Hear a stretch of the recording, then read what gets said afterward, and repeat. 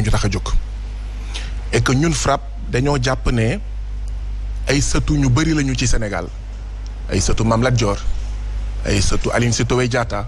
ay sëtu Yacine Boubou ay sëtu borom l'Afrique aux Africains Baye Niass ay sëtu Mame Bou Kounta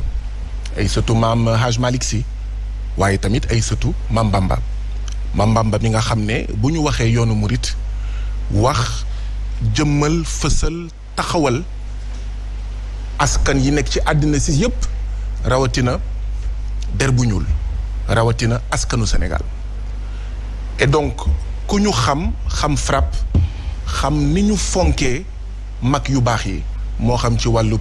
diine moo xam ci wàllu tarixa wala ci yeneen fànn yu bokkul diine ak tarixa ku ñu xam-xam ne dañ leen sopp dañ leen fonk ndaxte dañoo jàpp ne taxawaay bi ñu amoon loolu ñu nekkee woon ba Sénégal nekk lii tey ñun ci tànk yooyu la ñu nekkee et que taxawaay boobu dañ ko war a jëmmal dañ ko war a fullal faydal ko et non néewal ko doole et donc ki nga xam ne moo fi xalifa Serigne Touba xalifa Mame Bamba mooy sëñ Muntaxa yal na yàlla dëgëral taxawaayam bàyyi ko fi loolu te mu ànd ak wér te ñu gis ne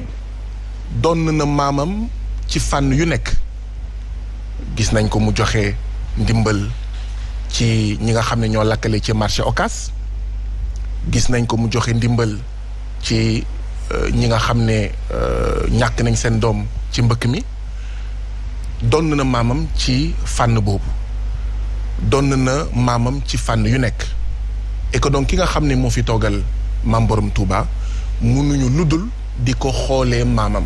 rawatina ci taxawaay bi nga xam ne moom la am mu nekk royuwaay ci ñun itam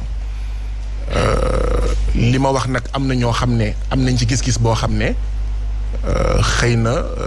tax na li ma wax neexu leen. ça a été mal interprété selon vous ñu ñàkk si d'accord di leen di jéggalu bi ma génnee kaso camp pénal bokkoon na ci li ma yéene woon dem ci kilifa diine yu bëri mbas mi moo ma ko tere def fan yii di ñëw dinañ profito dem ci këru maanaam diine yi dinañ am mbégte loolu dem toog ak sëñ Bass Abdou Khadre mi nga xam ne mooy gémmiñu Serigne Touba xalif général am mbégte loolu tamit toog ak Serigne Mountakha xalif général ñu am xarit bu ñu bokk maak moom mu tudd Allakan nekkoon na membre PA yi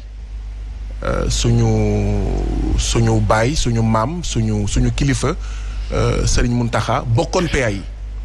xëy na ñu bëri xamuñu woon loolu que bokkoon na si ñi doon def campagne pour le oui à l'indépendance jamono jooju Serigne Mountakha bokk na ci ñi doon traduire les tracts du PA yi pour ne dañoo war a dem indépendance et que ñun ci tànk yooyu la ñu nekk tey indépendance bi mu doon xeex jamono jooju indépendance boobu la ñuy xeex tey et que donc xam naa ni dinañ waxtaan ci loolu yëpp dinañ waxtaan ci yeneen ak yeneen loolu bëggoon naa ko fësal jéggal kon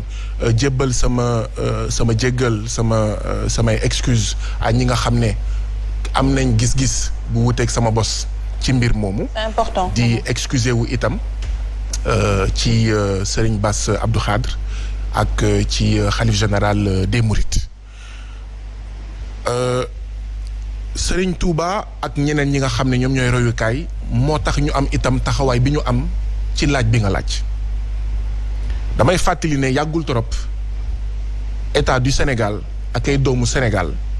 ñoom ñoo lancé une campagne pour l'annulation la suspension de la dette.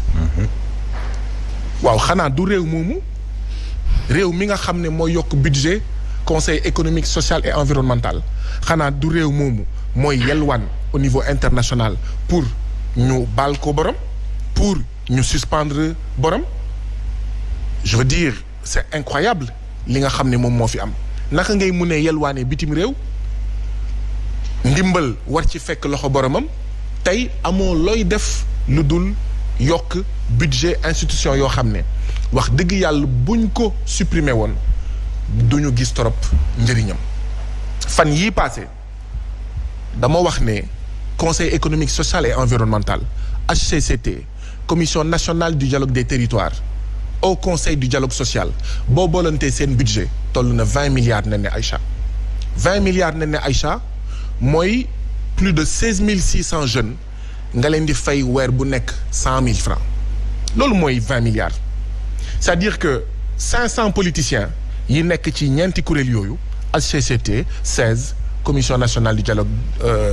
des territoires au conseil du dialogue social 500 politiciens yooyu ñu ngi brassé 20 milliards yooyu nga xam ne mënoon na fay plus de 16 600 ndaw. déjà dañuy dégg sax